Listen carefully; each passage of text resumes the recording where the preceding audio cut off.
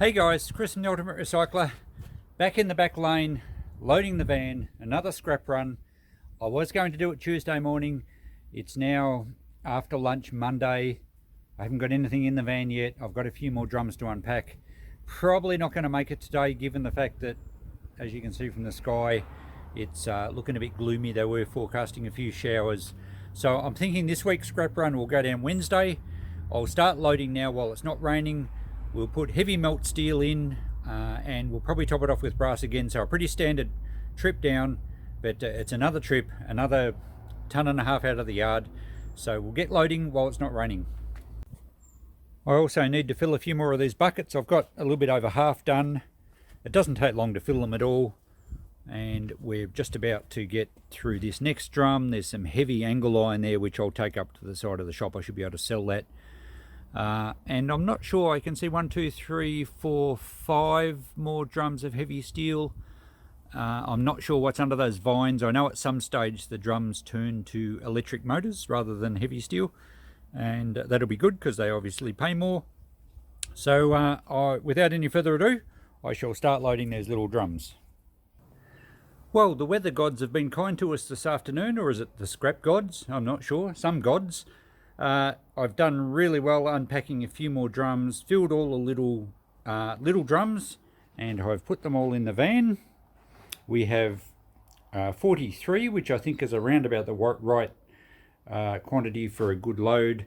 I'll top it up with a little bit of tangly stuff on top, so we should get 1200. I might aim for a little bit more than 1200 kilos because last trip we were actually a little bit light, and we're unlikely to get another 40 kilo bonus lying on the concrete. If you saw last scrap run episode, you'll understand that. So more space along here. Really happy with a couple of hours work. The weather's been quite nice. A little bit of heavier stuff there that can go on top. I have here what just looks to be a piece of steel. It's actually probably in late 1800s timber wagon axle. And they're often dated. I haven't looked on this one, but sometimes they're dated. No, usually English made. Very, very heavy. I don't really want to send that to scrap, even though it's going to be worth a bit. It wouldn't go as in size though, because it's obviously over a metre. But I might stick that down the side lane and see if we can sell it. I don't know what someone would use it for, but it is a piece of history.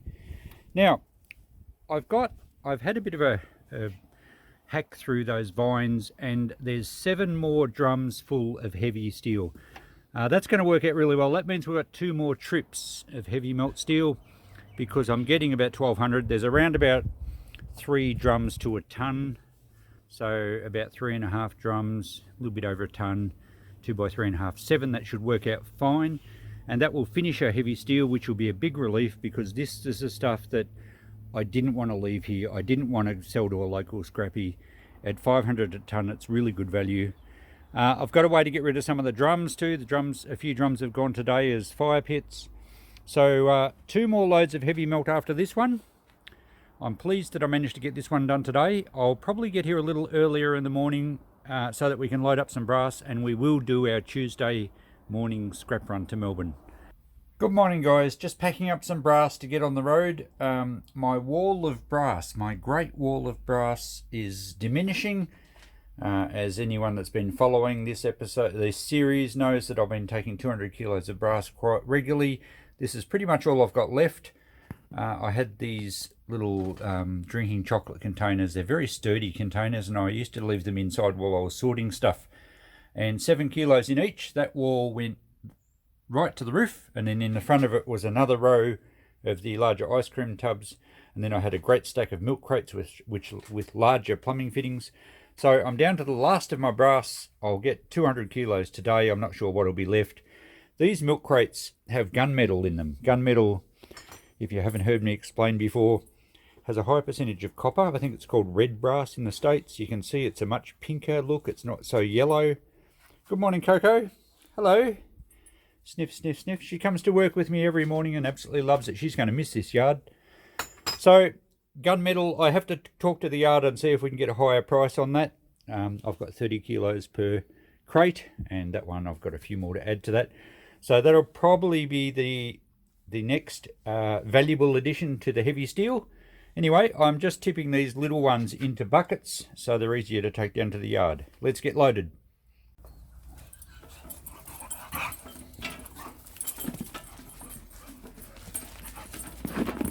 I don't know what it is about things with wheels, but Coco just loves chasing things with wheels. All loaded now, ready to hit the road. We have, I think there's about 210 kilos of brass. These buckets had 3 times those small blue containers, which were 7, so that's actually about 21. And this tub was down near the back shed, and it's all brass, but it's just bigger pieces. I didn't even weigh that. So I reckon about 210 kilos of brass. We're all loaded with the steel. Let's hit the road. Just one more thing to do. It's a chilly morning here. It was about 6 degrees before. That's chilly for us when we've just come out of summer. Now, this is my heater. The controls are broken in the cabin, so the mechanic put a water tap in there. So now we're set for a slightly warmer trip down. I mentioned a phone holder I got last time, and a few people asked me about it. This is the one. They're relatively cheap. It has pivot points, it has an adjustable clamp, and it holds the phone quite securely, and it was good for filming while I was driving. Now this, I did read some reviews on them, and there was a few people who said that the clamp broke the first time they used it. It is a little flimsy, but unless you've got a particularly heavy phone, I think it seems to go fine. This part here is designed to clamp around the stem of your rear view mirror. It doesn't really work so well on the van here because the stem's quite chunky, you can't quite see it. But all I've been doing here is I just actually clamp it to the base of the sun visor, and as long as it's just out of my vision, it actually films really well. So I'll put a link for this in on my Amazon link if I can find one. They were pretty cheap, and it certainly works fine for what I want, and it doesn't show any signs of breaking. I think you just need to be not too rough with it. You know, it is only plastic after all. Okay, let's hit the road. We better not run into Christine's car. We'll be in all sorts of strife. Oh, now we've got traffic to wait for. So, yeah, I did try filming last scrap run on the freeway, and the road noise was a little bit too much. It was a bit hard to hear, particularly if I wasn't looking straight at where the phone is. So we won't do any chatting or vision on the way down. Bit of a talk perhaps when we're on the streets in suburbia, where it's not quite as noisy in the van. But anyway, we're off for a run down to the scrapyard again. Christine tells me she is going to come on the next trip, or one of them soon, so she can sing Everyday Solace's We're Going to the Scrapyard song. I don't know if it'll actually happen, but that's what she told me. So yeah, what have we got to talk about? Well, I think I've got 2 more loads of heavy melt steel, and I've got lots of valuable stuff to add to it. And I've been putting off the pressing steel,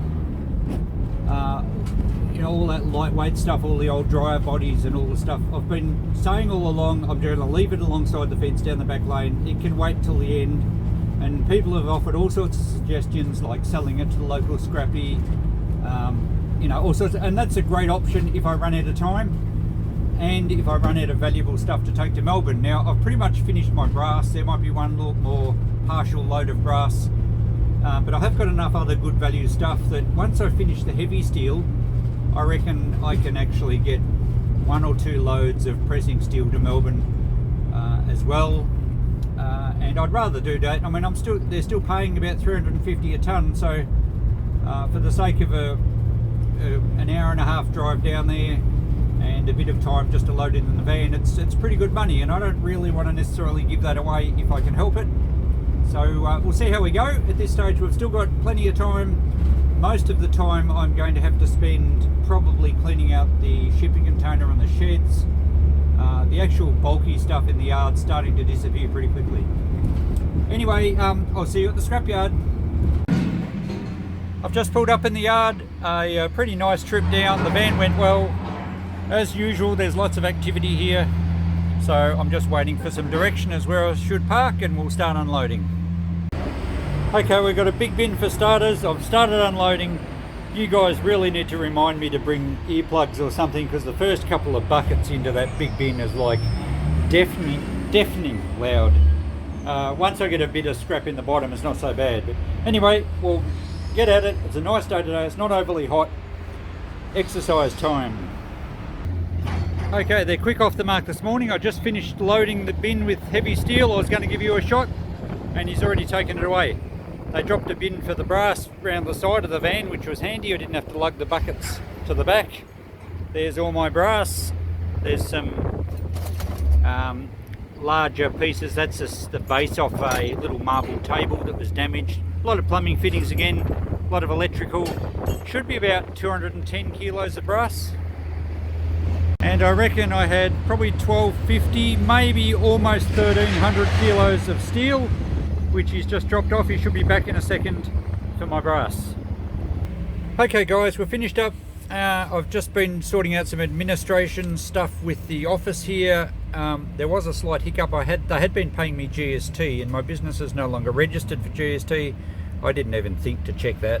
So what it does mean is they had to make an adjustment, and even though I had 206 kilos of brass today, they've dropped it down to 46, because essentially I owed them, where's my figures?